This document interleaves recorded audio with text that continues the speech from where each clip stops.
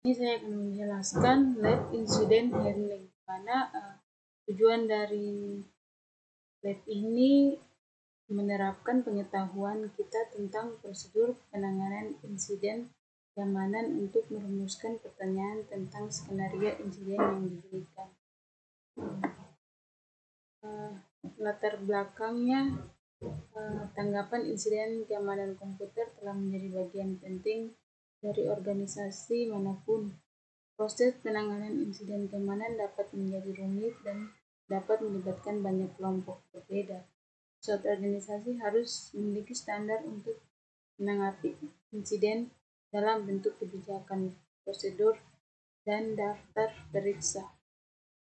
Untuk menangani insiden keamanan dengan benar, analis keamanan harus dilatih untuk memahami apa yang harus dilakukan dan juga harus mengikuti semua panduan yang digariskan oleh organisasi. Ada banyak sumber daya yang tersedia untuk membantu organisasi membuat dan memelihara kebijakan penanganan respon insiden komputer, tetapi publikasi khusus NIST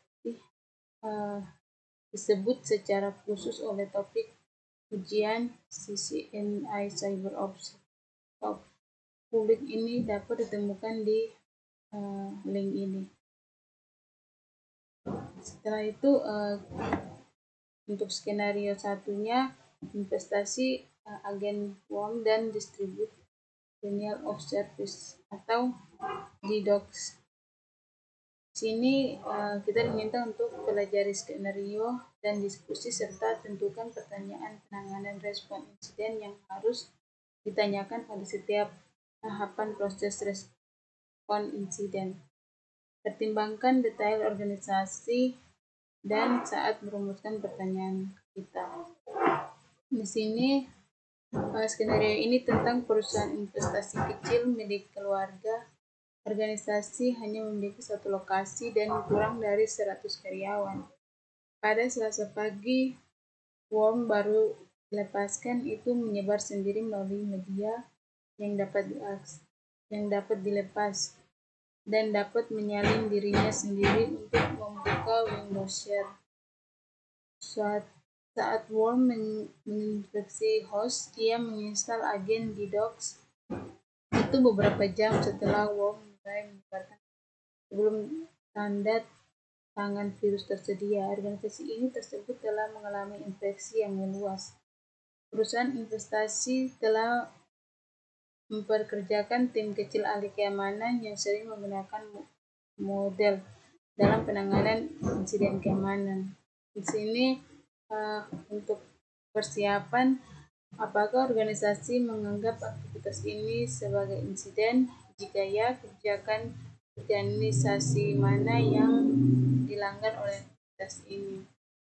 Pertanyaan yang kedua, tindakan apa yang dilakukan untuk mencegah insiden semacam ini terulang kembali atau untuk membatasi dampaknya? Itu untuk pertanyaan persiapan. Kemudian pertanyaan deteksi dan analisis. Yang pertama, adakah ada prekursor yang menyebabkan organisasi mengambil tindakan sebelum insiden terjadi? Indikator insiden apa yang dapat dideteksi oleh organisasi? Indikator apa yang menyebabkan seorang berpikir bahwa suatu insiden mungkin telah terjadi? Alat tambahan apa yang mungkin diperlukan untuk mendeteksi insiden khusus ini? Bagaimana tim memprioritaskan penanganan insiden ini?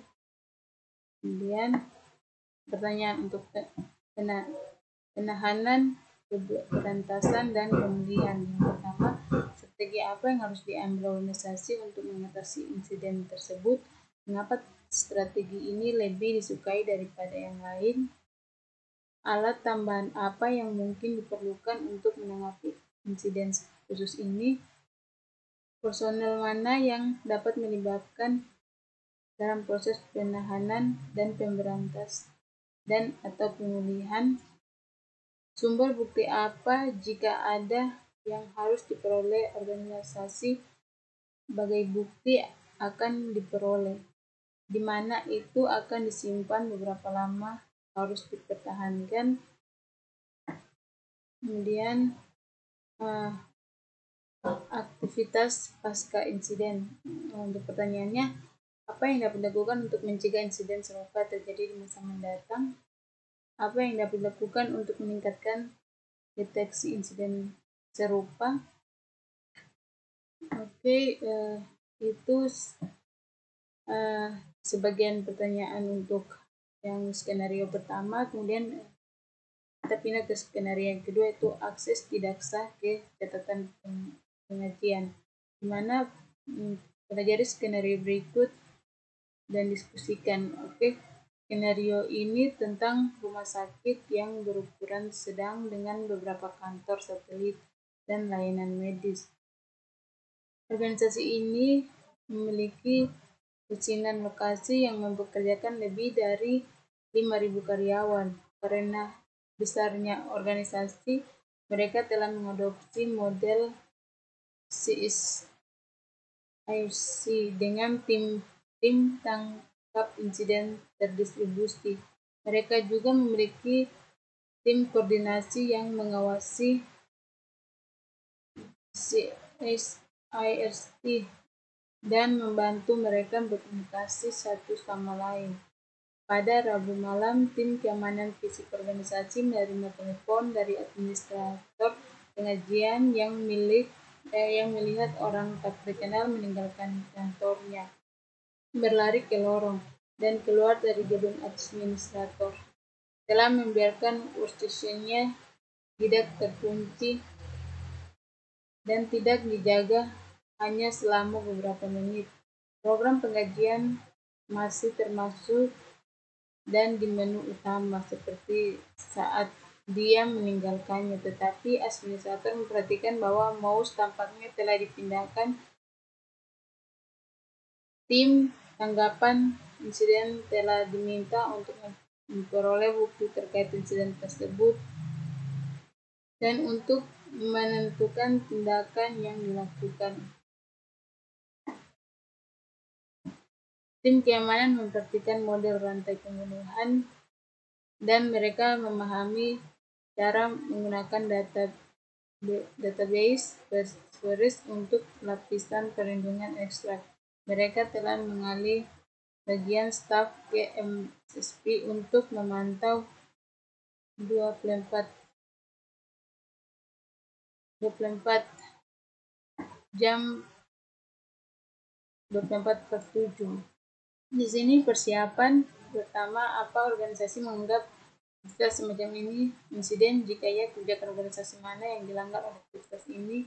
Tindakan apa yang dilakukan untuk mencegah jenis insiden terjadi atau membatasi dampaknya? Yang kedua, untuk deteksi dan analisis prekursor insiden apa jika ada yang dapat dideteksi oleh organisasi. Akankah ada prekursor yang menyebabkan organisasi mengambil tindakan sebelum insiden terjadi? Indikator insiden apa yang dapat dideteksi oleh organisasi? Indikator apa yang menyebabkan seorang berpikir bahwa suatu insiden mungkin telah terjadi? Alat tambahan apa yang mungkin diperlukan untuk mendeteksi insiden khusus ini? Bagaimana tim memprioritaskan penanganan insiden ini? Kemudian yang di sini penahanan dan pemberantas dan pemulihan. Di sini yang pertama, strategi apa yang harus diambil organisasi untuk menangani insiden tersebut? Mengapa strategi ini lebih disukai daripada yang lain?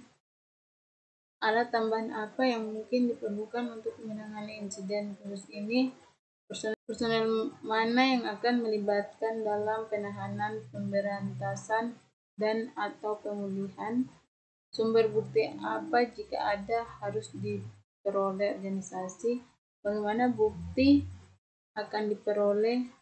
Di mana itu akan disimpan? Beberapa lama harus dipertahankan?